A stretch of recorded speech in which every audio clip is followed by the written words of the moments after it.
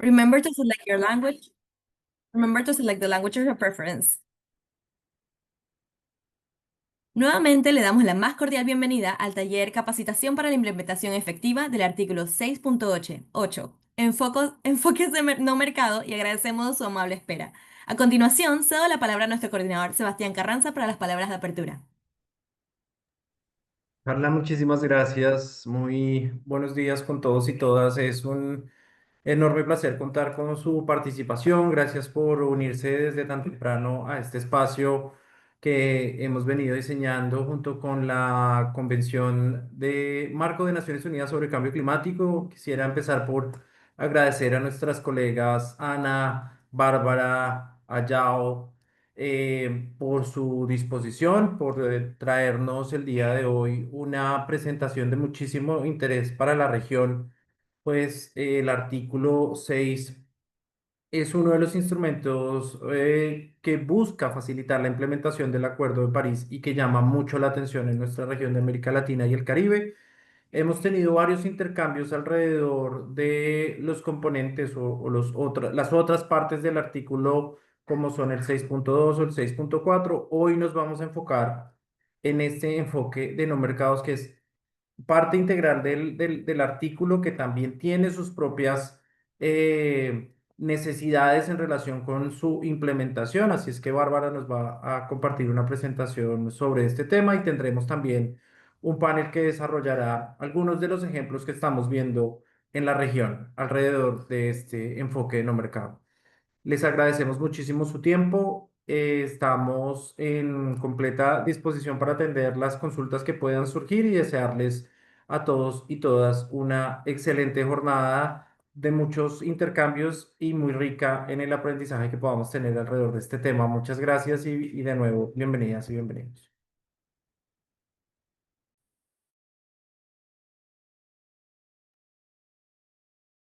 Muchas gracias, Sebastián. Ahora vamos con Ana Domínguez. Cuéntanos.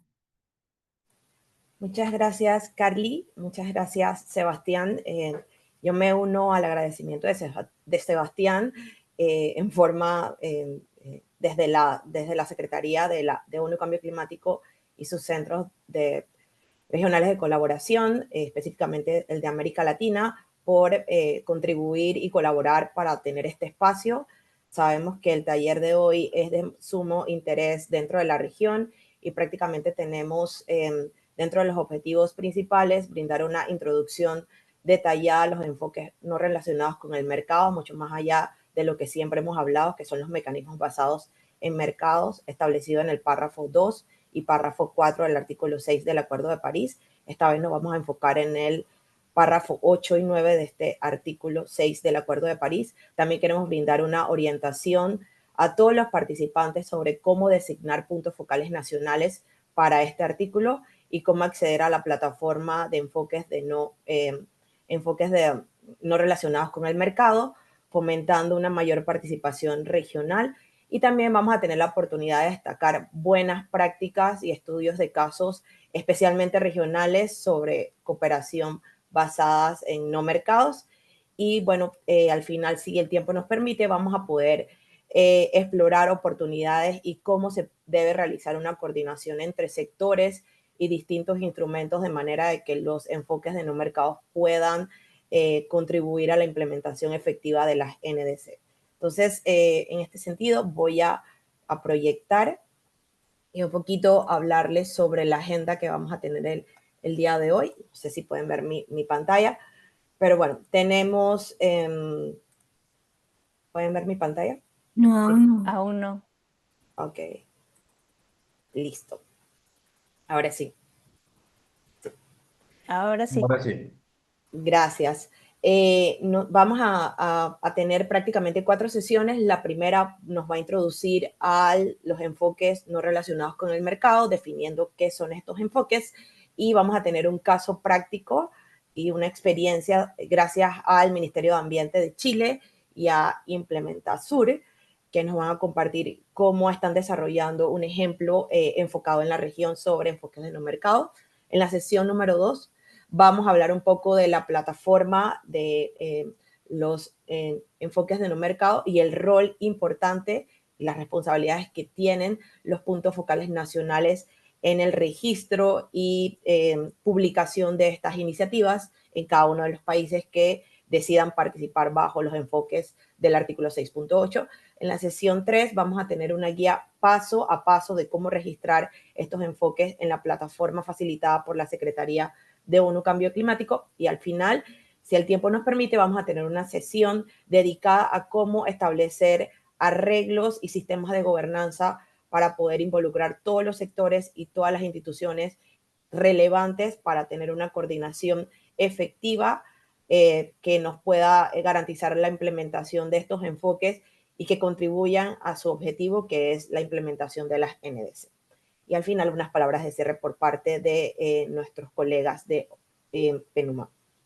Entonces, para un poquito conocer el nivel de conocimientos de estos enfoques y solamente para sondear cómo está la audiencia el día de hoy, vamos a tener un menti, no sé por qué no aparece, tenemos un error técnico, no sé por qué no apareció el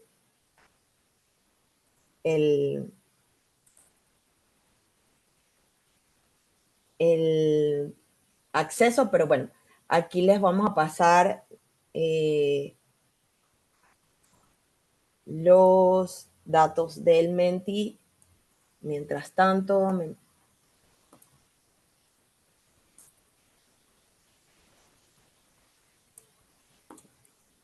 Creo que Ani le puedes poner en la parte de present, eso, y ahí va a salir el código para nosotros. Ok. Yo creo que ya pueden ver. Se está cargando. Ahora Okay. sí. Sí, gracias, Ana. Bueno, no sé, igual voy a poner acá mientras puedan entrar. No sé si y podemos esperar. Ya hay varias personas que están ingresando. Tenemos 3. No sé si otros pueden ayudarnos a...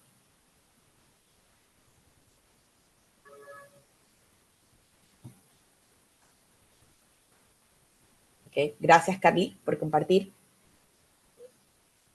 Bueno, veo más participantes en la audiencia, pero no muchos se han atrevido a entrar al Menti. Tenemos representación de Guatemala, México,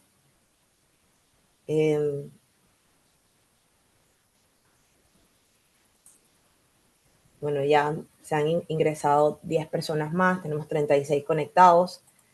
Esto nos ayuda mucho a mapear la participación en la región y mejorar nuestras actividades de desarrollo de capacidades. Así que los invito a que se puedan unir a esta pequeña encuesta. Bueno, va aumentando el número, queremos ver más. Entonces, bueno, continuamos. ¿Has participado antes en una discusión o actividad sobre enfoques no relacionados con el mercado, que se define como non-market approaches del artículo 6.8? Un poquito para saber si los participantes han tenido la oportunidad de atender alguna de las sesiones programadas por la Secretaría o directamente alguna sesión programada por algún socio dentro de la región. ¿Ok? Eres actualmente el punto focal nacional para el artículo 6.8 en tu país. Sabemos que la invitación se extendió a muchos más actores, pero también queremos sondear quiénes de los presentes específicamente tienen este rol o apoyan el desarrollo de este rol en cada uno de los países dentro de la región.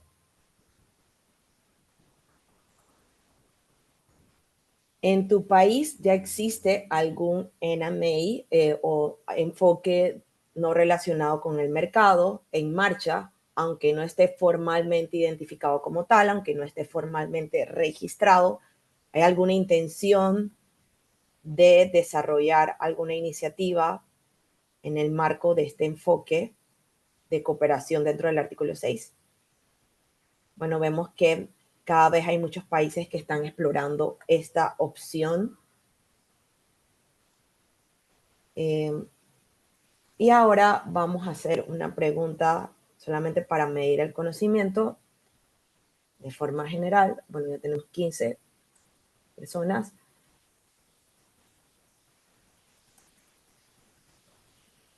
Perdón. ¿Pudieron, pudieron, pudieron contestar la pregunta? Creo que me adelanté. No, vamos atrás de nuevo. Ok. Ya. Listo.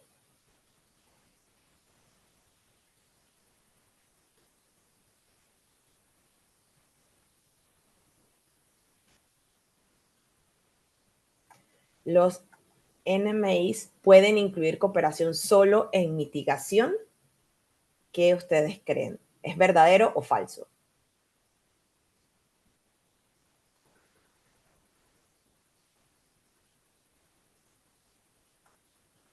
Listo. Bueno, esto lo vamos a aprender.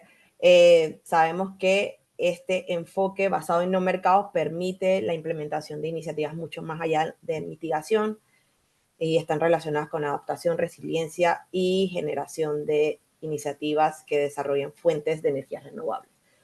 Ok, la segunda, aquí tenemos con los característicos nickname. Vamos a la segunda. Vamos a ver si ya hay más personas. Ahora sí. Los NMAs no generan créditos de carbono transferibles. ¿Verdadero o falso?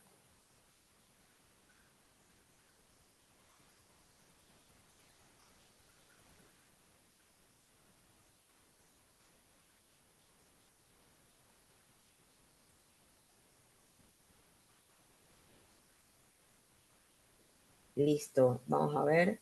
Verdadero. Como saben, estos son enfoques no relacionados con el mercado. Esto implica que no involucra la transferencia de resultados de mitigación o de alguna unidad. Y ya lo vamos a ver en más detalle. Ahora voy a pasarle la palabra a mi colega Bárbara de la Secretaría de ONU Cambio Climático y parte del equipo de la unidad de mercados y no mercados, específicamente lidera el tema de no mercados del artículo 6.8. Adelante.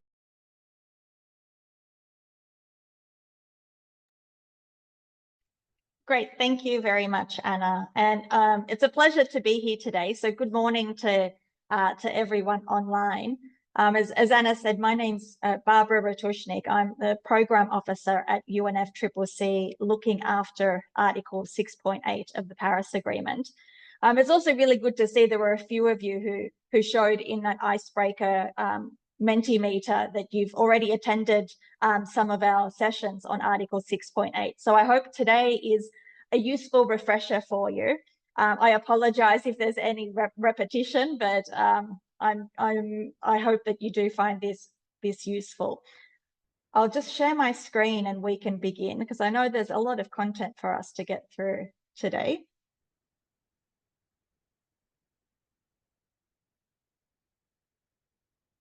So for this session, in session 1, I'll start by giving you an overview of Article 6.8 on non-market approaches, including the definition, a summary of some of the key decisions relating to the article, and some examples of non-market approaches, as well as an outline of the work program. Then later on in this session, I'll pass the floor to colleagues from Chile to further look at some regional examples of non-market approaches. But starting with some of the basics on Article 6.8, just to set the scene. So collectively, all of Article 6 focuses on this voluntary cooperation between parties to the Paris Agreement on the implementation of nationally determined contributions, or NDCs. But while Articles 6.2 and 6.4 are concerned with ways that countries can cooperate on the global carbon market, 6.8 promotes these non-market approaches to achieving NDCs in the context of sustainable development and poverty eradication. So on the screen is the full text for Article 6.8 as it appears in the Paris Agreement. And this shows that the objective of the article is to assist parties in the implementation of their NDCs through the use of non-market approaches. So NDCs are really the focus of what this article is about. And to achieve this objective, the aims of non-market approaches are outlined as points A, B, and C on the screen here. So that is, they shall aim to promote mitigation and adaptation ambition. And that was one of our icebreaker questions. Ambition is critical to 6.8. B, enhance public and private sector participation in the implementation of NDCs. And C, enable opportunities for coordination across instruments and relevant institutional arrangements. So such non-market approaches include a broad focus on climate change, mitigation and adaptation. But then we also have a more specific focus on finance, technology transfer, and capacity building as the types of support for their implementation. And I really want to emphasize those 3 points as they are critical to what a non-market approach is. So each non-market program or project should involve at least one of these types of support in the country where it's being implemented in support of that country's NDC. So since the Paris Agreement was adopted in 2015, parties have made a number of decisions related to Article 6.8, and I have those decision numbers listed on the screen for your reference, so you can go back and look at these in more detail if you're interested. But starting at the top of the screen with COP26 in Glasgow, at this COP, we had the Glasgow Committee on Non-Market Approaches established, and its role is to further define and operationalize non-market approaches. And then also in Glasgow, parties adopted the work program for Article 6.8, which then guides what the Glasgow Committee does. In Sharm el-Sheikh, the schedule for this work program was adopted, splitting it into 2 phases until 2026. Parties also agreed on the specifications for a web-based platform for recording and exchanging information on non-market approaches. And this is now known as the NMA platform, which went live last year. So it's been operational now for just over 1 year. And in addition, in-session workshops were mandated to be held in conjunction with each meeting of the Glasgow Committee. So these workshops provide an opportunity for some less formal discussions on non-market approaches outside of the formal negotiations. In Dubai at COP28, we had national focal points for Article 6.8 established, and I see that a few national focal points are attending this session. And the role of these focal points, which we will get into in the next session, is to enable parties to record their non-market approaches on the NMA platform. And then finally, in Baku last year, a simple assessment of phase 1 of the work program was completed, with guidance provided for phase 2. Now, we will provide more details on most of these elements as we go along today, but in short, this is a brief overview of the key decisions on Article 6.8 from the last 4 years. And I mentioned on that previous slide that parties had adopted a work program for Article 6.8 back in Glasgow. The characteristics that define a non-market approach are outlined in that work program, and this is what's on the screen here. So each non-market approach facilitated under the framework is identified by the participating parties to the Paris Agreement on a voluntary basis. It should involve more than one participating party. And this is critical because at least 2 parties to the Paris Agreement need to be engaged, voluntarily engaged, for it to be considered a non-market approach under Article 6.8. Moving on, the next point, non-market approaches do not involve the transfer of any mitigation outcomes. They facilitate the implementation of NDCs of host parties and contribute to achieving the long-term temperature goal of the Paris Agreement. They are conducted in a manner that is consistent with the 11th preambular paragraph of the Paris Agreement. And this is the paragraph that's concerned with respect for human rights and vulnerable populations. So non-market approaches need to reflect those values in the way that they are designed and implemented. And then lastly, they should minimize and where possible avoid negative environmental, economic and social impacts. And then along the bottom of the screen, in addition to those characteristics, the work program also focuses on 3 thematic areas, so 3 focus areas. 1, adaptation, resilience and sustainability. 2, mitigation measures to address climate change and contribute to sustainable development. And 3, development of clean energy sources. So these characteristics along the top half and the focus areas along the bottom half are really important to note, as just because a climate program or project is not market-based, it doesn't automatically become a non-market approach under Article 6.8. So to be considered under Article 6.8, these projects should align with all of these characteristics and at least one of those thematic focus areas, as well as the aims that are stated in the Paris Agreement, which was that A, B, and C that we looked at on the first screen. It needs to be aligned with all of that to be considered a non-market approach. And next, I want to look at some different examples of non-market approaches, taking, those aims, characteristics, and focus areas, and then give you a general idea of what those elements can look like in practice.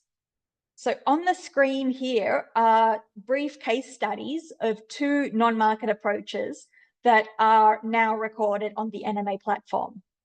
So starting with the first one, the Adaptation Benefits Mechanism, or the ABM, and the second one we'll be looking at is the Sustainable Business of Adaptation for Resilient Urban Future Initiative, or SUBURU.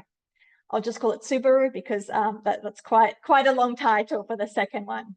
But I'll look at the ABM first. So this mechanism mobilizes finance to address adaptation needs in the host countries. So it then collects, so further to mobilizing that finance, it then collects quantified and verified data on the impact of the adaptation activities that were undertaken with that finance, which parties can then use in their NDC reporting. So the ABM currently has 7 participating parties, which are listed on the screen, all in Africa. The ABM was developed by the African Development Bank in collaboration with the governments of those parties. I've only got the African Development Bank at the moment listed on the screen as a non-party stakeholder, but there are some other additional non-party actors that are involved in the delivery of activities. And if you visit the NMA platform and look at the submission, you'll be able to see those. Largely, this is a mechanism developed, as I was saying, by the African Development Bank. And while it is at the moment centered in Africa, they are looking for partners outside of the region globally as they scale up this mechanism. So it's just about to finish a pilot phase. If there's any interest from anyone in the room, then please feel free to reach out and we can put you in contact with the African Development Bank on this. But in terms of the Article 6.8 focus areas for the ABM, you can see on the screen, it's focused on adaptation, resilience, and sustainability, which was the first focus area we had on the previous screen.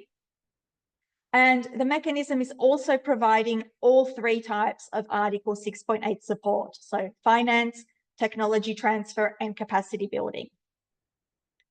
But looking at Subaru, so the second non-market approach on the screen, this initiative promotes the development of climate resilient cities in collaboration with the Japanese private sector.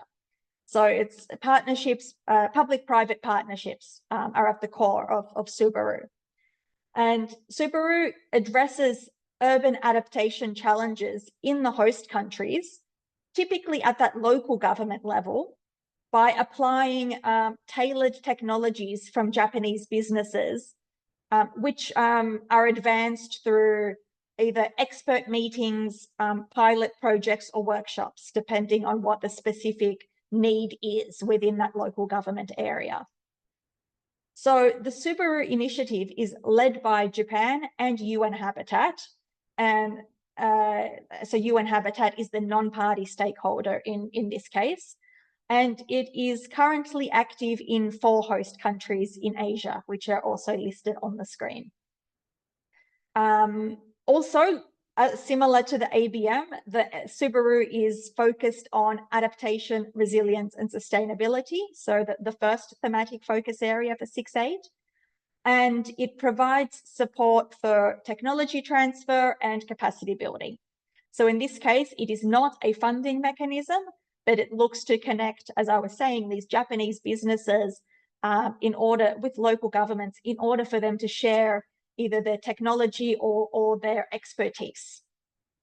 This was a very brief summary. These are quite complex programs. So as I said, if you're interested, I encourage you to have a look at them on the NMA platform to learn about their objectives and how they address all of the Article 6.8 characteristics. And one additional point I'll make about non-market approaches in general is that both of these are relatively complex, multi-party initiatives that also involve different non-party actors. A non-market approach doesn't have to be that complex.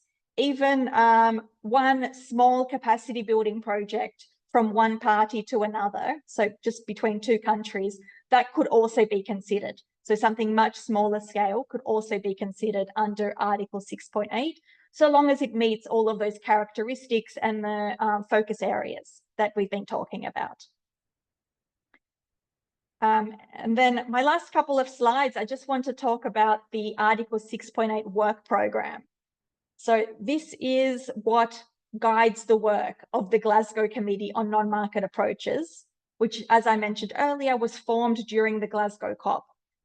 So the Glasgow Committee meets twice a year in conjunction with each meeting of the subsidiary body for scientific and technological advice, so the SUBSTA.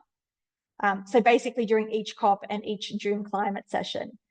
And it comprises all of the parties to the Paris Agreement, and its meetings are also open to non-party stakeholders who have UNFCCC observer status. But in summary, the focus of this work program is to identify measures to enhance existing linkages on non-market approaches, so seeing where activities can be better coordinated. Developing and implementing tools on non-market approaches, and the NMA platform is one such example. Identifying and sharing information on non-market approaches, including things like best practices so that parties can learn from one another. And then identifying initiatives, programs, and projects for facilitating these non-market approaches and implementing NDCs. So these items are broadly the focus of discussions during Glasgow Committee meetings on how this work can be taken forward. And the Glasgow Committee does this through a variety of modalities. So they do have, as I mentioned before, these in-session workshops, which are held twice a year, where parties and non-parties can present on their experiences with non-market approaches. Stakeholder engagement can take place either in session during those workshops or during even negotiations, because observers are invited to the negotiation meetings. But they can also take place on, engagement can also take place on specific non-market approach projects outside of these formal sessions. We also, Glasgow Committee also often requests parties and non-parties to make formal submissions via the UNFCCC submission portal, although nothing is open at the moment. Occasionally, the Secretariat is also requested to produce technical papers or synthesis reports to inform the decision-making of the Glasgow Committee.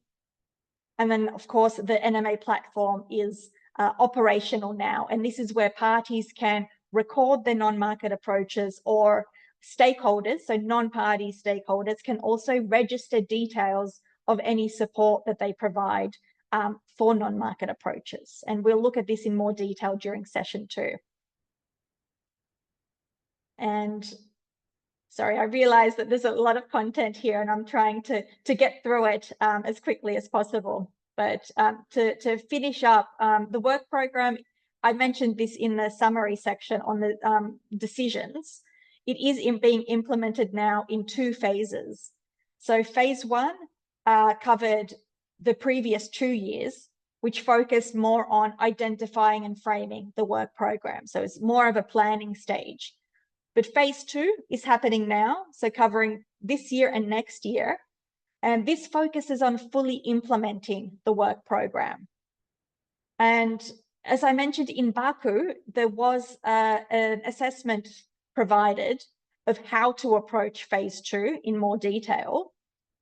So this included broadening stakeholder engagement on non-market approaches, including with Indigenous peoples and local communities specifically.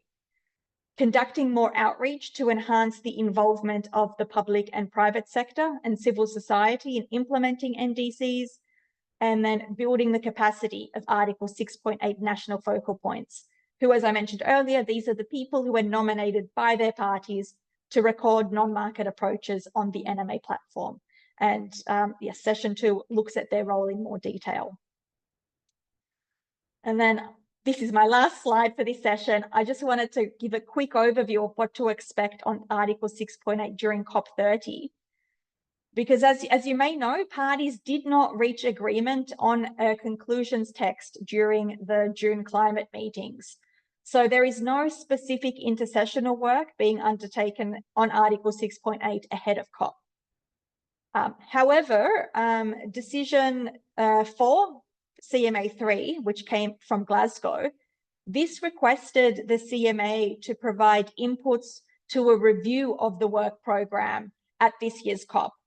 So the Substa is going to carry out this review next year, so during its 64th and 65th sessions.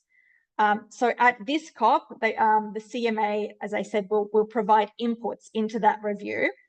And then the Substa is due to make recommendations finally to the CMA at next year's session. So it's sort of it's a 1-year process which will review the work program that has been implemented since 2023. So really the expected outcomes from BELEM are a Substa conclusions text, which will cover an annual progress report of the Glasgow Committee's work, including as well any recommendations for next year. And then a CMA decision, which will consider that progress report and also provide inputs to the Substa for its review of the work program next year. So just a quick summary of what to expect.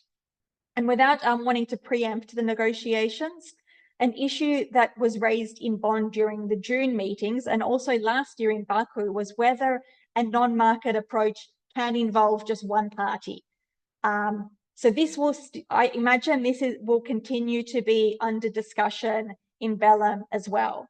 At the moment, it's not possible. The definition is for at least 2, but we will see what unfolds during COP30.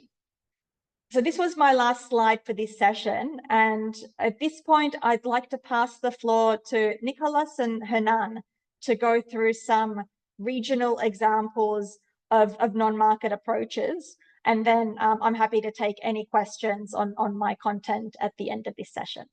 But thank you, and over to you, I think Nicholas first.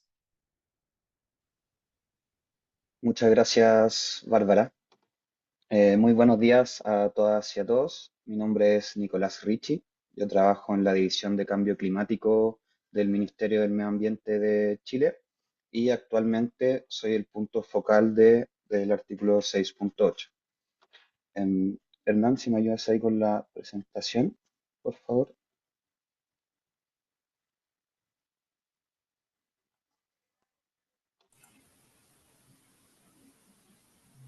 Acabo de Nicolás, enviar solicitud ok. para compartir. Si quieren, ¿ustedes Sí, prefieren compartir o quieren que nosotros compartamos? sí, Porque no, la tengo aquí a como... mano. Ok, Ah, ya, perfecto, Ana, mejor. listo.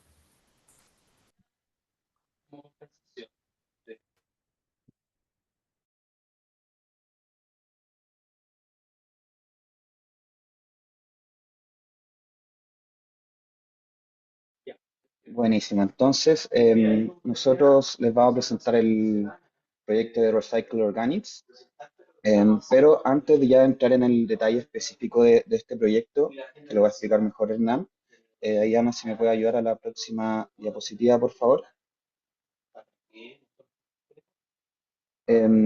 Nosotros como ILAC, uno de nuestros principales objetivos siempre ha sido salvaguardar las decisiones que ya hemos tomado. Entonces, en relación con el papel de las NMA para poder ayudar a los países anfitriones a cumplir con sus distintas contribuciones nacionales determinadas. Em, entonces, de conformidad con el anexo de la decisión 4 CMA 3 y el párrafo 2, letra A, y también el párrafo 8, letra B, eh, las NMA surgen como un instrumento pertinente para poder movilizar fondos para la aplicación de las NDC para las partes sin comprometer también los compromisos de las NDC. Entonces, en base a esto, ¿en dónde estamos hoy o qué estamos haciendo para poder comprender cómo las NMA contribuyen a nuestros compromisos de las NS? Eh, en primer lugar, sería informar sobre las NMA en los reportes de transparencia bianuales, como creación y fortalecimiento de capacidades, desarrollo y transferencia tecnológica y también el desarrollo de instrumentos de financiación. Y también creemos que es súper relevante seguir desarrollando orientaciones adicionales sobre cómo poder reflejar y medir estas contribuciones de las NMA con un enfoque en la implementación.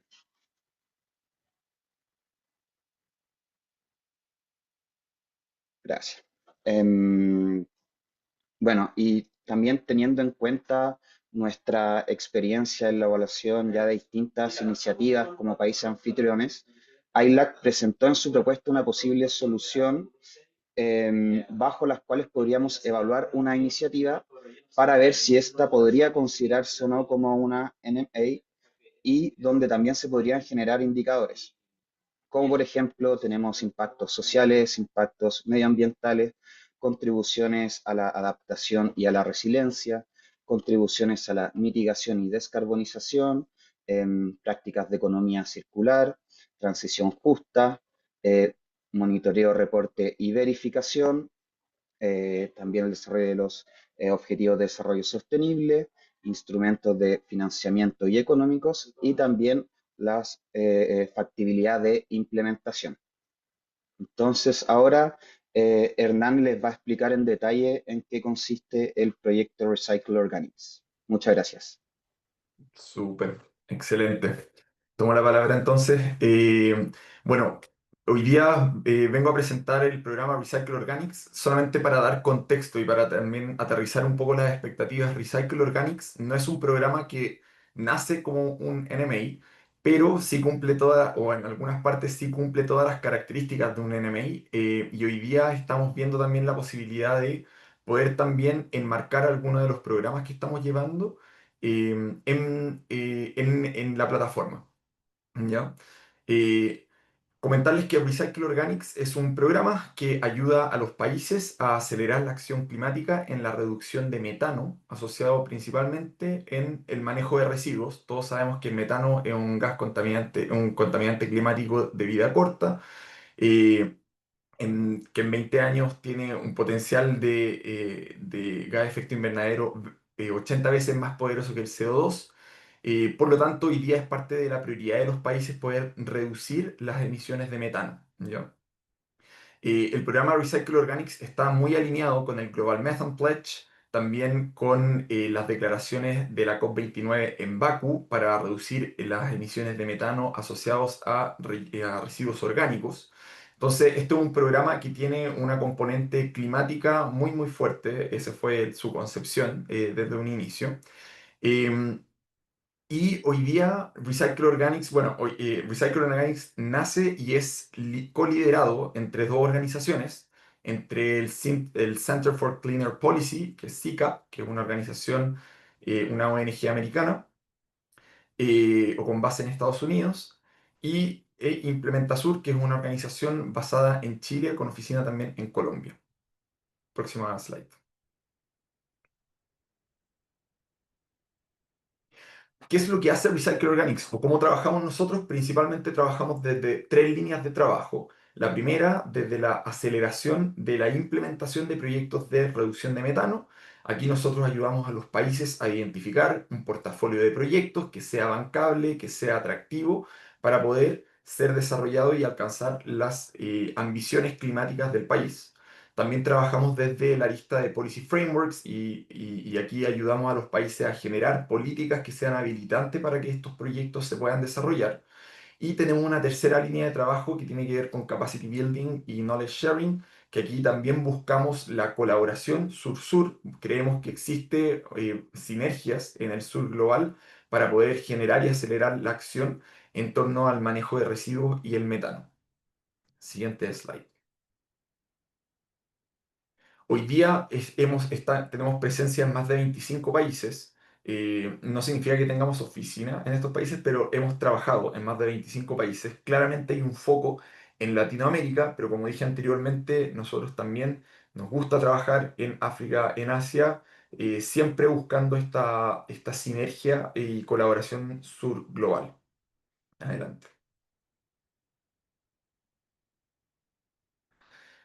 Algunas de nuestras cifras de impacto en el programa: hoy día hemos identificado más de 190 proyectos, hemos entregado más de 50 estudios de prefactibilidad, tenemos más de 3.000 beneficiarios. Entre esos beneficiarios contamos con familias que han recibido equipos para compostaje domiciliario, miembros también del sector público como ministerios o municipios que se han capacitado en temas relacionados con manejo de residuos. De este portafolio de 50 proyectos, puedo también mencionar que sí se implementaron estos 50 proyectos. Algunos están en distintas etapas de avance, algunos están en etapas más tempranas, otros en etapas más desarrolladas, ¿cierto? Pero en total agrupan un potencial de reducción de emisiones de 31 millones de toneladas de CO2 en los próximos 20 años. También comentar que tiene un eje asociado a Gender Equality, en donde la mayoría de las personas que empleamos, tanto implementadores, monitores locales, digamos, en los países cuando se generan programas, como también beneficiarios, son mujeres. Ya tiene un enfoque también eh, hacia equidad de género. El programa ha apalancado más de 13 millones de dólares en financiamiento, y de los proyectos que identificó en Chile inicialmente. Después voy a contar un poquito la historia del programa, pero de los proyectos que se identificaron en Chile, más de 25 millones de dólares eh, podrían ser apalancados gracias al programa en investment. Adelante. Esta es un poco la historia del programa, y aquí me voy a centrar en lo que nos convoca, que son NMAs. Recycle Organics inicia en Chile en 2017 con un aporte del Ministerio de Medio Ambiente de Canadá para poder trabajar y poder poner dentro de la agenda climática de Chile el tema de residuos y el manejo de metano, que era algo que no estaba en la discusión nacional. El 2021 terminó ese programa, fue un programa muy exitoso, y de ahí Recycle Organics también comienza a trabajar con otros países en Latinoamérica, recibiendo financiamiento de también otros organismos como el Global Methane Hub. Hoy día estamos cerrando un programa también con el apoyo de Canadá en las islas del Pacífico y el Caribe, estamos trabajando en 6 países en ese territorio. Hemos trabajado también con el BID, y con la CCAC también en distintos países, también acelerando acción climática en temas de residuos. Ahora, centrando la conversación en NMAs, ¿cuáles de estos programas o de estos trabajos podrían ser NMAs? Y aquí nosotros hemos centrado nuestra atención en el programa que hicimos en Chile y lo que estamos haciendo hoy día en el Caribe y en el Pacífico, que estos son programas donde el gobierno de Canadá donó financiamiento directamente a estos países para poder recibir asistencias técnicas y también poder generar o acelerar la acción climática para alcanzar su NDC en el sector de residuos. ¿Ya? Entonces, esto se marca, cumple en realidad con todos los criterios necesarios como para poder ser catalogados como un NMA, una donación directa de un país para asesorías técnicas y para acelerar la acción climática alcanzando la NDC de estos países beneficiarios. Próxima slide. Voy a saltarme esta slide que es un poco ya lo que ya mencioné en virtud del tiempo. Una más, ahí sí. Y creo que aquí también voy a dejar un ejemplo de algo súper aterrizado de qué estamos haciendo hoy día y que tiene mucha relación con el cómo alcanzar las metas climáticas de los distintos países. Actualmente estamos trabajando con los 6 países del Caribe y el Pacífico, más otros 3 países en Latinoamérica, que son em, Uruguay, Honduras y Brasil, y un estado de Brasil para poder generar investment plans, ya que esto es básicamente poder aterrizar las NS de los distintos países a planes de inversión. Hoy día los países han fijado metas y objetivos, pero muchos no saben cómo alcanzar esos objetivos o qué proyectos son necesarios implementar para poder alcanzar esas metas.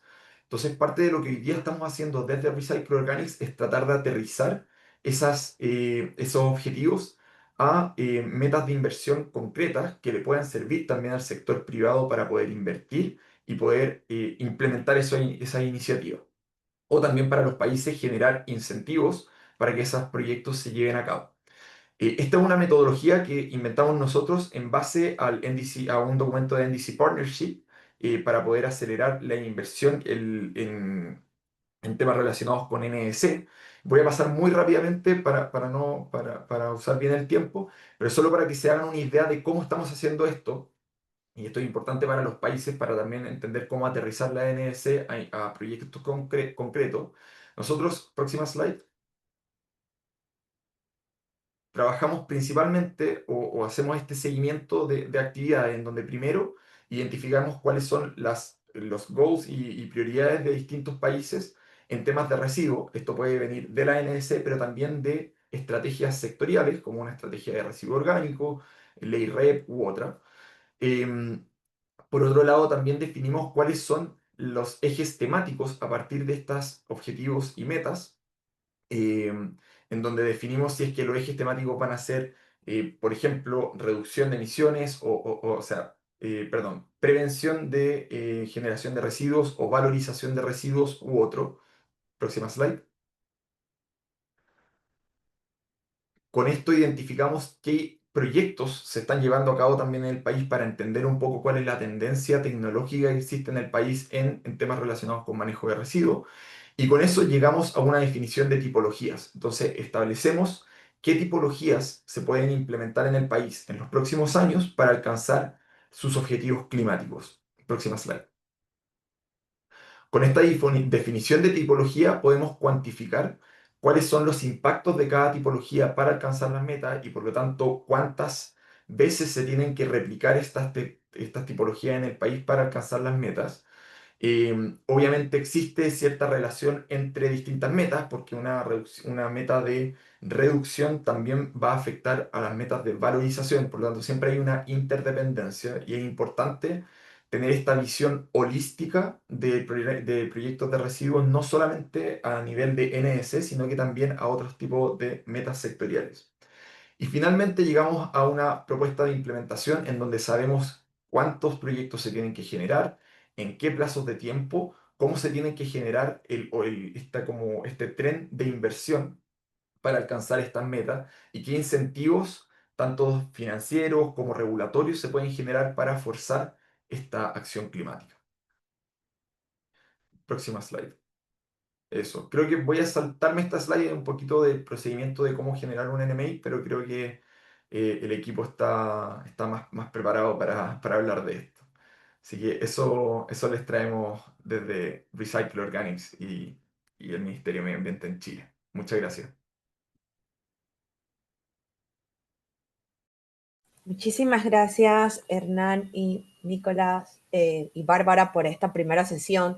Estamos corriendo con el tiempo, sabemos que es demasiada información la que queremos compartir. Vamos a aprovechar lo que nos queda de tiempo para poder presentar la información que nos trae la Secretaría, y quería aprovechar estos minutitos que tenemos al equipo de Chile y a Bárbara, lo que se presentó en la primera sesión, para ver si hay alguna pregunta en específico que quieran realizar a través del chat, o si quieren levantar la mano y preguntarles directamente a Bárbara, a Nicolás o a Hernán sobre esta interesante iniciativa y caso de potencial NMAs que acaban de presentar. Entonces, bueno, no veo, creo que veo la pregunta de Mariana. La voy a leer, está en el chat. En el marco de transparencia del ETF, los NMAs abarcan varios aspectos de diferentes capítulos de reporte de BTR. ¿Algún alineamiento específico para reportar NMA, buenas prácticas, recomendaciones? No sé si, Bárbara, quisieras comentar algo y si necesitas que traduzca la pregunta que hicieron en el chat, o igual si quieren complementar los colegas de Chile también. Bárbara, do you need translation for the question? I guess I have the translation of what you read out. So it's, okay. if I'm correct, the question's just asking, I mean, given that NMAs, I guess, can encompass different components, it's asking about the chapters for NDC reporting specifically, or transparency reporting. Yeah, I mean, specifically for the BTR. Yeah, I mean, there's a section, NMAs, as you probably saw from my presentation, can cover many different types of programs and projects. So there's not a quick answer to this question. It will ultimately depend on whether it's a mitigation focused NMA, or if it's adaptation focused. If it's mitigation, I mean, you can even report on it in the section on progress on the NDC, for example. If it's adaptation, it can be reported as complementing the NMA. So it will ultimately, I can't really point to a specific chapter because it will ultimately depend on the type of NMA, but it can be reported on. I mean, it is possible to get mitigation benefits from an NMA if there are policies in place, for example, or investment in infrastructure that is focused on emissions reductions. There can be some direct reporting in that regard on the progress being made. Otherwise, there can be information provided that where an NMA complements some other types of activities. But if there are more specific elements that someone wants to discuss, I'm also happy for them to email us and we can walk through that with them. Thanks, Bárbara. I think that everything was clear, explained, so thank you for that. Bueno, si no tenemos ninguna pregunta adicional, creo que podemos pasar a la siguiente sesión. Igual agradecerles nuevamente a los colegas de Chile, Hernán y Nicolás, por esta excelente presentación para llevarnos un poquito al contexto de América Latina y cómo los países pueden ir pensando en iniciativas que pueden ser potencialmente evaluadas bajo enfoques de no mercado. Y bueno, si pueden compartir sus correos y contactos en caso de que se dé alguna futura pregunta, con gusto lo agradeceríamos. Entonces, en esto sentido, le voy a dar la palabra directamente a mi colega Ayao, quien está a cargo de la siguiente sesión. Yes, thank you, Anna. And hi, everyone. I'm Ayao Murata. I'm working with Barbara in Secretariat in Bonn. And I will go through the session 2. Yes, I think now my screen is shared. So session 2 will provide an overview of the NMA platform, which, as you heard in session 1, is the online platform for recording non-market approaches.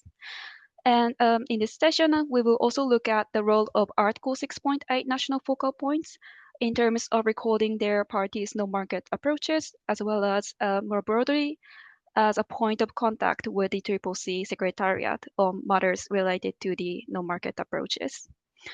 We know that we have a small number of NFPs today, but I think this is really useful information for you. So starting with the NMA platform, let me go through several key features of the NMA platform before going to the actual page. So first, this is an online database where parties can record their non-market approaches and share them with others working in the space, including parties and non-party stakeholders. And as you may already noticed from session 1, organizations that support non-market approaches can also play a key role and also register their contact details to connect with parties that may need additional support. And the NMA platform is a key component of the non-market approaches work program that we looked at in session 1. It is a tool that supports participating parties to identify, develop, and implement non-market approaches by helping them to find opportunities for collaboration. However, it is not a reporting platform, so the details recorded are for voluntary information sharing and do not form part of any formal reporting process. So as Barbara mentioned in the Q&A sessions, if you want to report the impact of non-market approaches on your party's NDCs, you need to include that information in the formal reports, and that it depends on the types of NMAs, but it can be, for example, the BTRs. And the NMA platform does not replace or override other climate action reporting requirements, such as those related to NDCs. And finally, the value of recording non-market approaches on the NMA platform lies in the visibility and recognition it provides. So visibility for parties still seeking additional support to fully implement their non-market approaches, and recognition of their climate action efforts. So now this is the homepage of NMA platform, which opens here on the non-market approaches tab. The URL is at the top of the screen, which is unfccc.int/NMA-platform. And I know every information that's on this screen is quite small, but don't worry, this is just more like giving you an overview of the information what can be found in this website. Unfortunately, this platform is only available in English as the working language of the Glasgow Committee on Non-Market Approaches. And this platform is only a year old.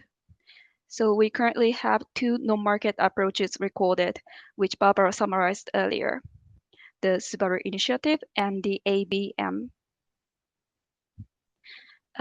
These were submitted by Japan and Uganda, respectively, on behalf of their participating parties. And in addition to being listed at the bottom of the homepage, the non-market approaches also appear Ya lo tengo abierto. Comienzo. here. Oh. I will continue. Voy a continuar. Yeah. So in Sí. addition to being listed at the bottom Además of de the ser listado homepage, en the este non-market approach also appear here on the map. So all the parties participating in the Además Subaru está Initiative disponible and en nuestra página ABM web, are también aparece en el mapa represented visually here. y estamos representados virtualmente aquí. And you can also filter the recorded non-market approaches También puedes here filtrar by region, country, focus area, and sector, as well as whether the non-market approach needs any additional support and the type of support it is already providing. And Bueno, as está you hablando de can see, filtración there are para filtrar 3 other información. tabs. So some of the other public features of the NMA platform include Otras características de la a plataforma section on available support for no-market approaches, incluyen una sección para information hub, apoyo a las and a discussion plataformas, forum. And discusión, in un foro addition, de there discusión, is a dedicated portal for Article 6.8 national focal points here, which is where parties can submit their no-market approaches. This is where we are looking at in more detail in session 3. So I will skip right now. So looking now at the support available section in more detail. So while only parties can record no-market approaches on the homepage, organizations that provide support for no-market approaches are able on this page to list the details of the types of assistance they offer. Any organizations that provides financial assistance, technology development and transfer, or capacity building support for no-market approaches is considered a support provider in this context. This can include NGOs, foundations, UN agencies, or development banks, etc. And these organizations can register their services on the platform by clicking on Register as a support provider and filling in a simple form. So as mentioned, this helps connect parties requiring support with the organization that provides it. We want to highlight this opportunity. We want to encourage you to highlight this opportunity with the organizations you work with on no-market approaches, so other parties and stakeholders can become aware of the work they do. And I know that this webinar is open to the UNEP colleagues, so to colleagues from the UNEP, if there is a relevant mechanism that UNEP operates which provides support for no-market approaches, we also encourage you to register this here. And I also want to note that this is a self-registration process, and the UNFCCC Secretariat does not vet any of the registered organizations. So we do encourage parties to conduct their own due diligence before engaging with any organization listed. So back to the features on the platform. The registered support providers can be found listed at the bottom of the page. We currently have 25 registered support providers, though just 2 are seen on the screen right now. So anyone visiting the page can see the types of support that each organization offers, in addition to their focus areas, sectors, summary of what they do, and their contact details. And as with the no-market approaches on the previous screen, support providers can be filtered by the categories here, and also appear on the map by region of operation here. So moving on to the third tab, which is the Information Hub section, which includes information and resources for anyone interested in no-market approaches. Data at a glance shows graphs and charts on information drawn from across the platform, including the percentage of no-market approaches per region, per sector, and per focus area.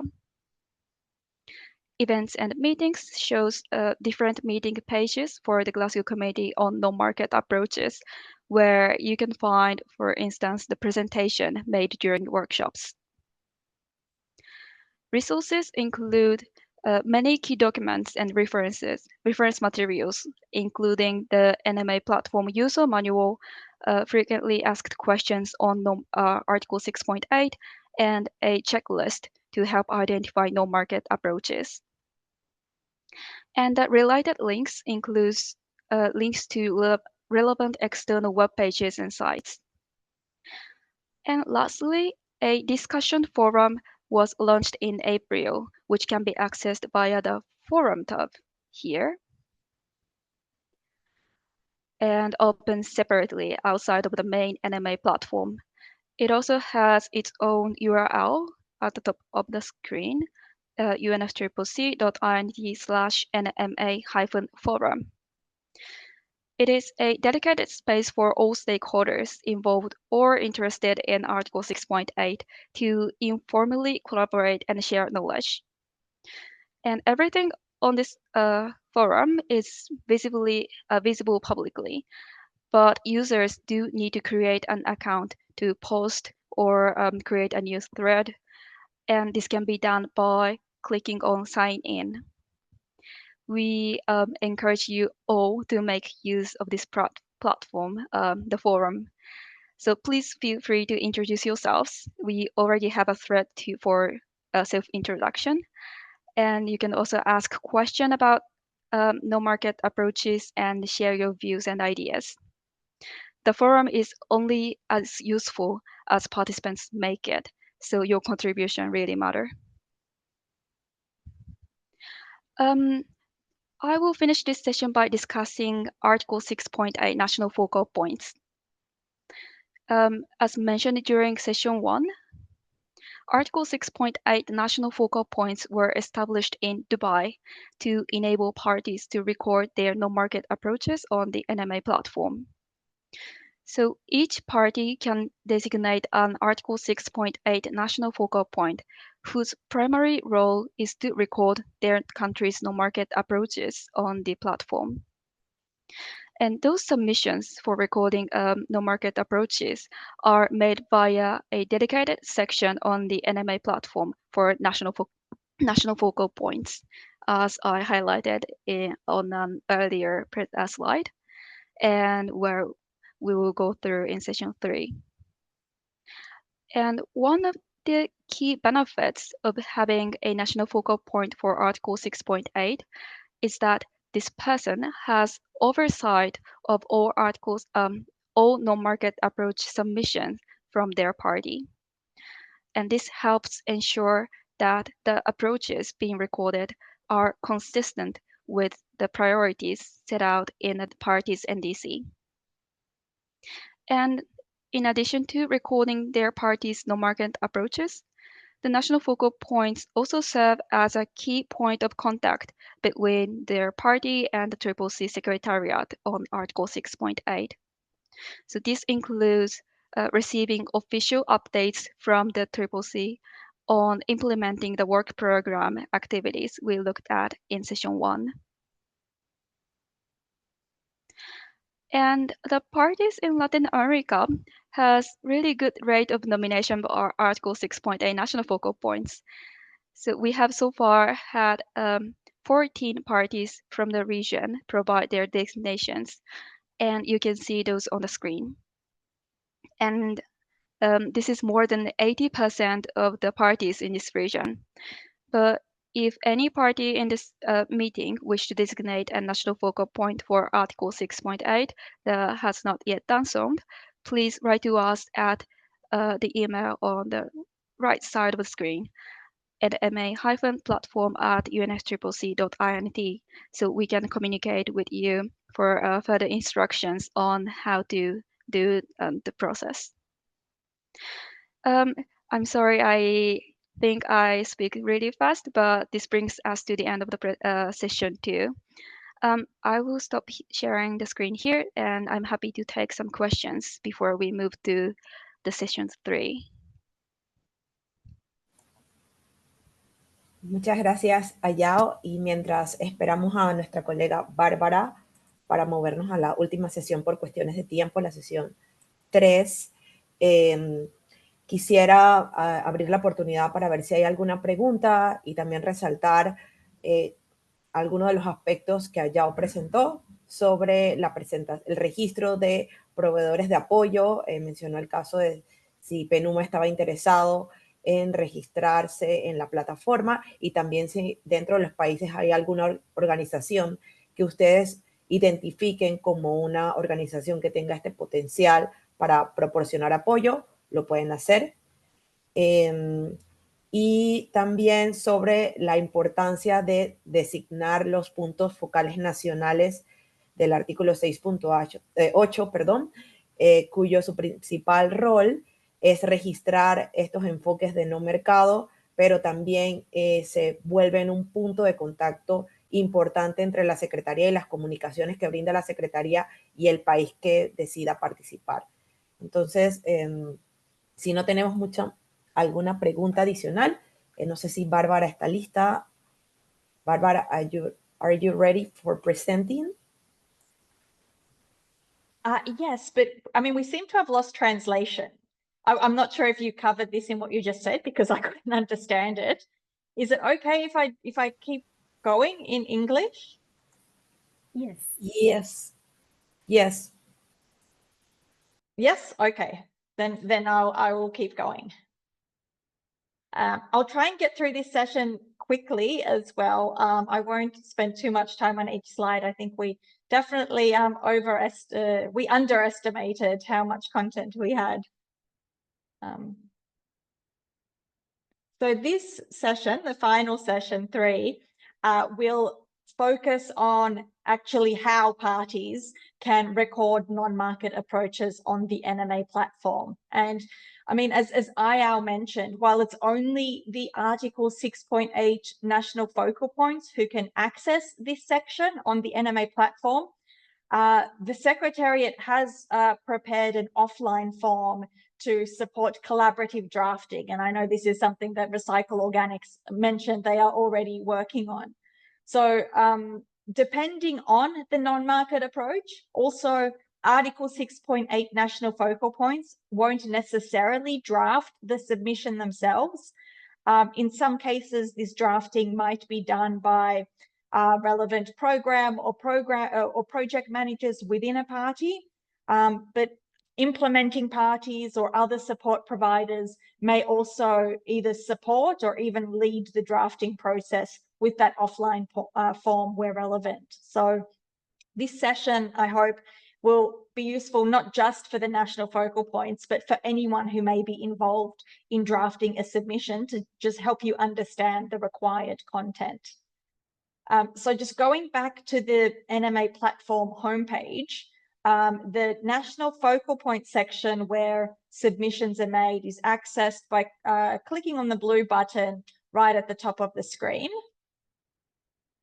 And then once a national focal point has logged in, they arrive at a welcome page where they can submit their non-market approach.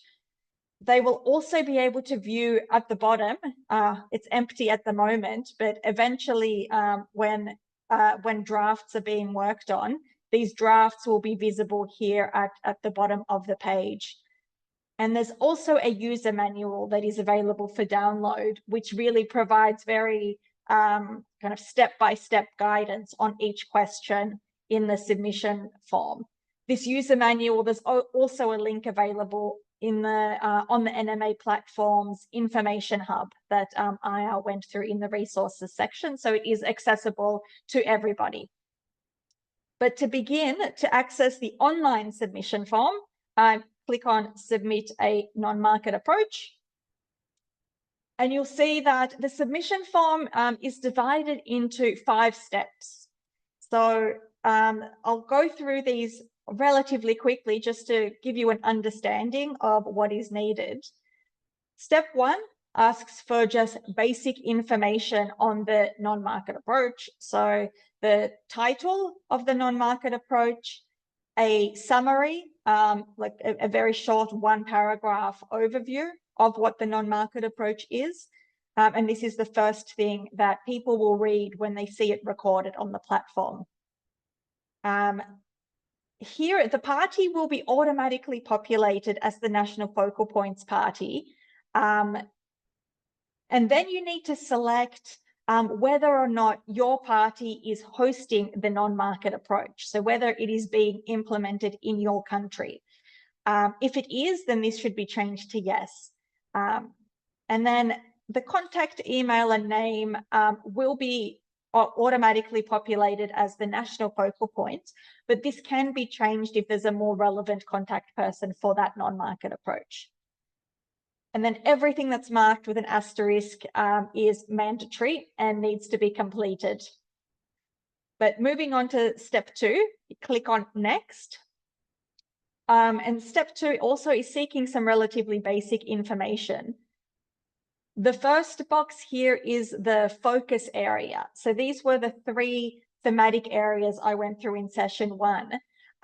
Adaptation, development of clean energy sources, and mitigation measures. So you can select 1, 2, or 3, or all 3, depending on the focus of your specific non-market approach, but at least 1 must be selected. Submission date is just automatically populated. But implementation start and year, these can be left blank, particularly if you are just in the initial design phase of your non-market approach. You're not quite sure yet when implementation will actually start or end. This information is not mandatory. But other participating parties is.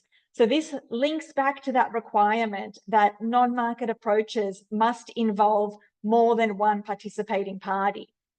So here, all the other parties that are involved in the non-market approach can be added by clicking on Add Party and then selecting that party from the drop-down menu.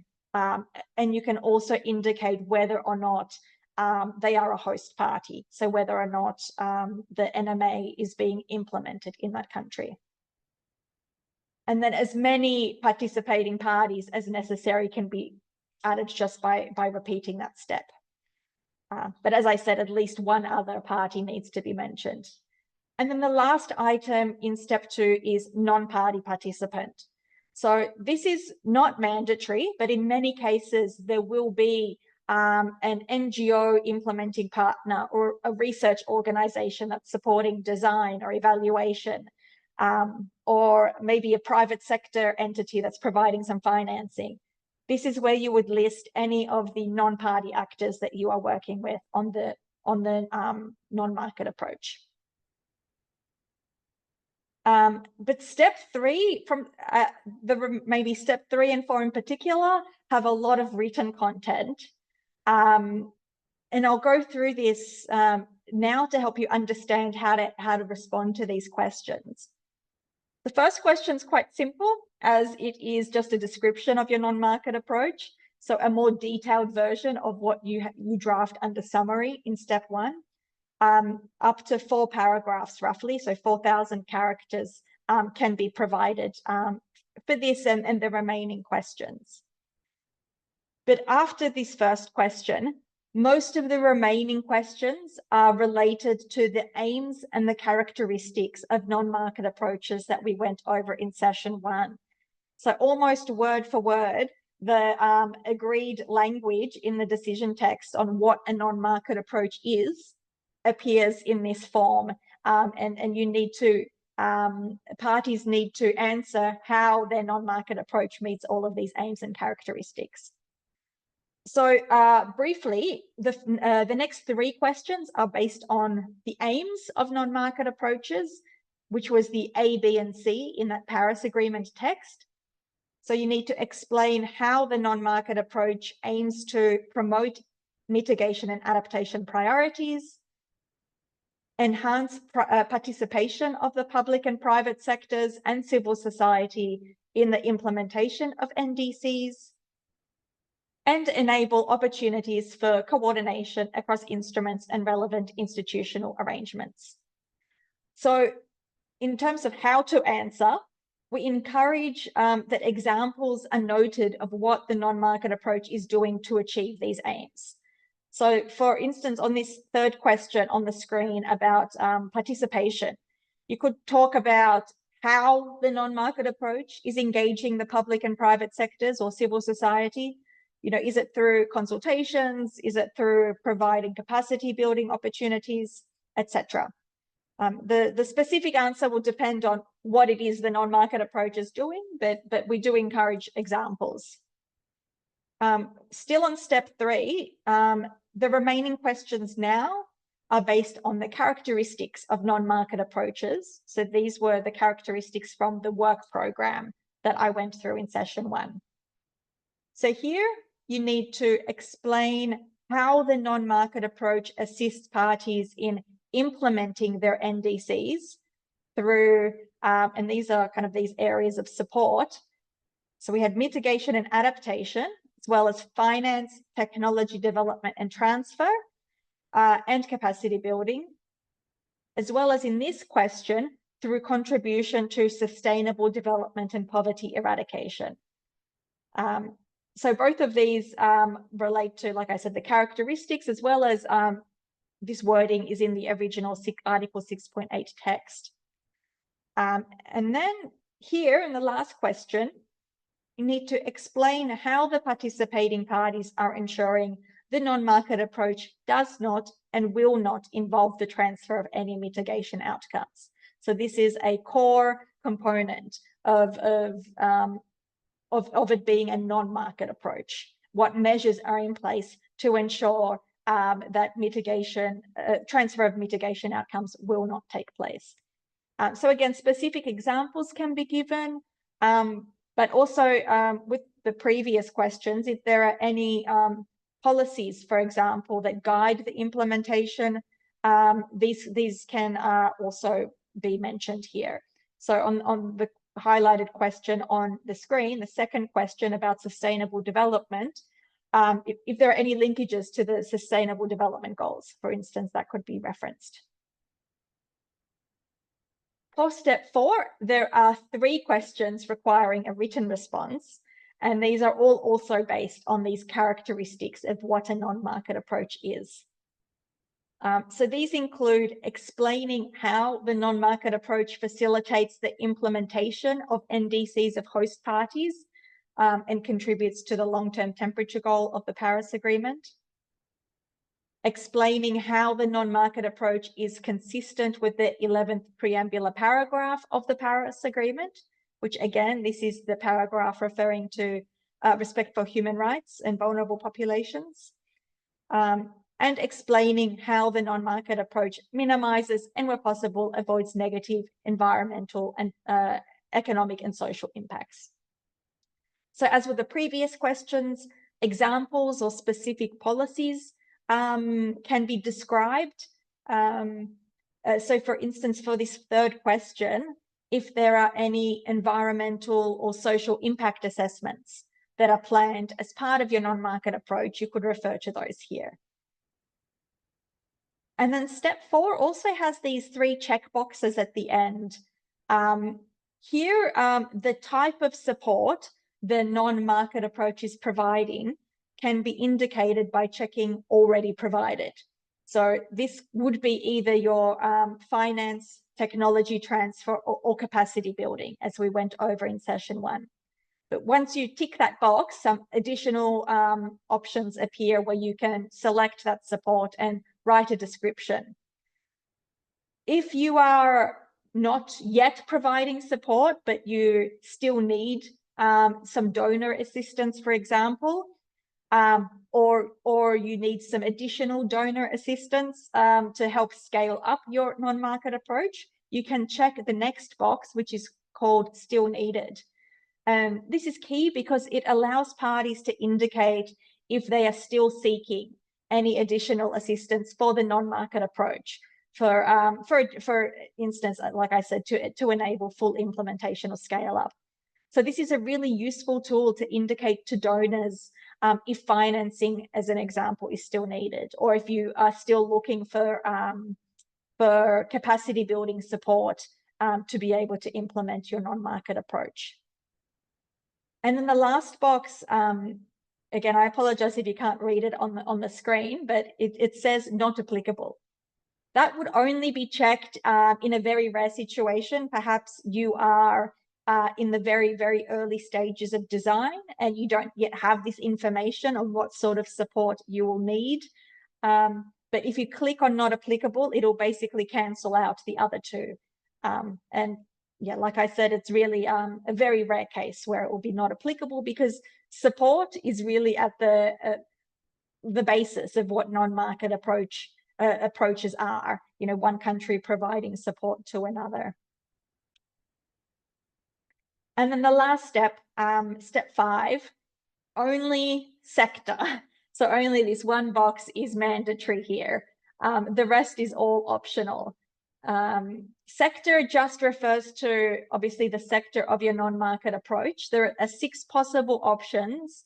You can select as many as are relevant, and what's there is based on sectors, or it's consistent with the sectors that appear in IPCC reporting.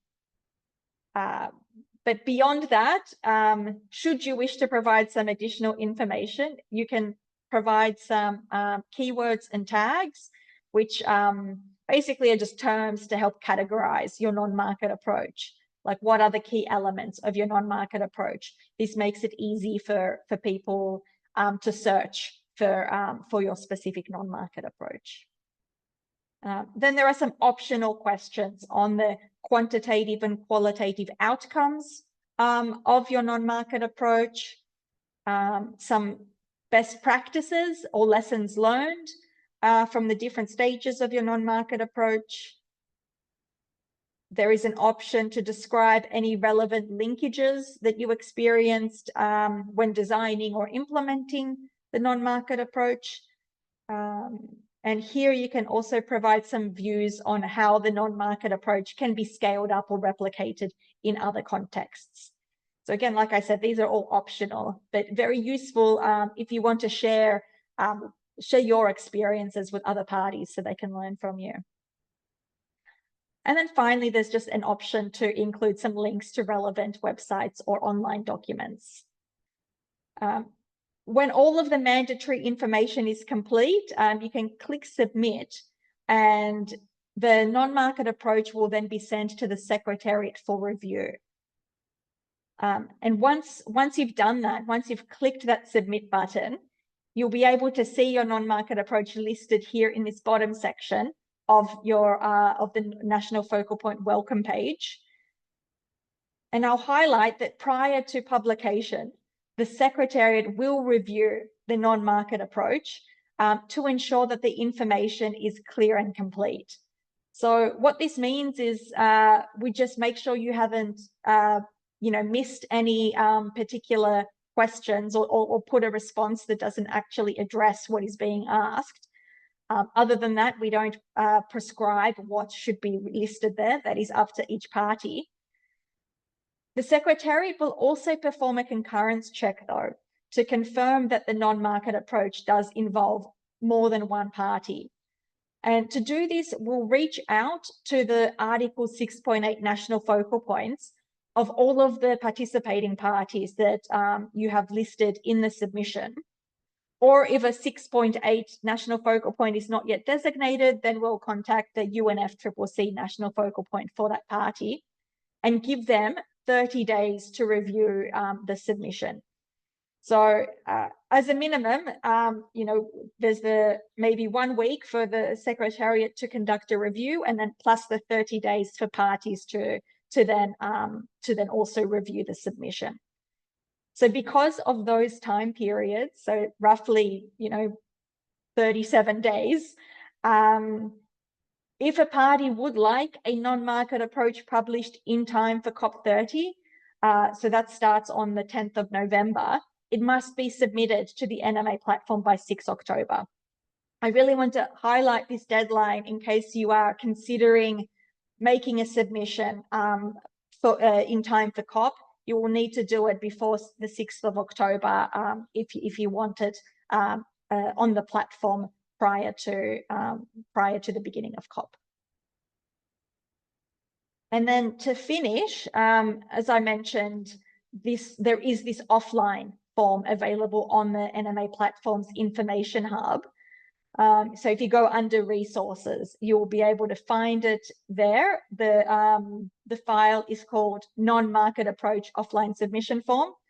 And so then using this form, multiple people involved in that non-market approach can draft the content. And then the Article 6.8 national focal point for the submitting party will just need to pull all that information together and copy it into the online form once it's all finalized and approved. And while we are looking at the resource section, just next to that form, there is a calendar of future training opportunities on Article 6.8 available there. And I'll just bring that up on the screen here. We have a couple of different sessions still scheduled for the remainder of the year. On 26th and 27th of August, we have a session targeting support providers, which basically provides an overview of that submission process I just went through. On the 15th and 16th of September, we have a very general introduction to Article 6.8, pretty much open to anyone who is interested. And then on 17 and 18 September, immediately after the previous session, targeting Article 6.8 national focal points, again, we will walk through the submission process. Those sessions pretty much cover what we've been through today, but just in a little bit more detail. They are also only run in English, as they're organized centrally by the team in Bonn. But if you do need any further assistance in Spanish, then they give you liaise with our RCC, then we can work together with them to tailor a workshop based on your needs in Spanish in the future. We have an email address on the bottom of the screen if you do need to get in contact with us, if you want to register for any of those sessions. And I'll highlight, we will also hold an in-session workshop on non-market approaches during COP. If any of you are planning on attending, we do encourage you to join us in person. This is open to both parties and observers. But thank you. I hope that this was useful. Back to you, Anna. Muchas gracias, Bárbara. Creo que ha sido súper interesante todo el panorama que han presentado sobre el mecanismo no relacionado con el mercado del artículo 6.8, y creo que una muestra es que tenemos bastantes participantes que se han quedado hasta el final. Tenemos una pregunta en el chat, no sé si la puedes... ya no tenemos traducción. Bárbara, if you can see the question that we have in the chat, in the chat group from Costa Rica, they are asking about the context of submitting a non-market approach under Article 6.8 and how and where should countries reflect plan, environmental or social impact assessment, and will this be visible to other parties through the platform? Yeah, thank you for the question. So it's on a step 4 of the submission form. There is a specific question about how the non-market approach aims to minimize or avoid these environmental or any negative environmental or social impacts. So a description of those planned assessments could be outlined specifically under that question. Gracias. Thank you, Bárbara. Bueno, nosotros también recordamos el correo que dejó Bárbara para cualquier pregunta asociada al tema de artículo 6.8. Aquí pueden ver, y también alguna otra pregunta que quieran hacer sobre la designación de los puntos focales a través de del Centro Regional de Colaboración para América Latina.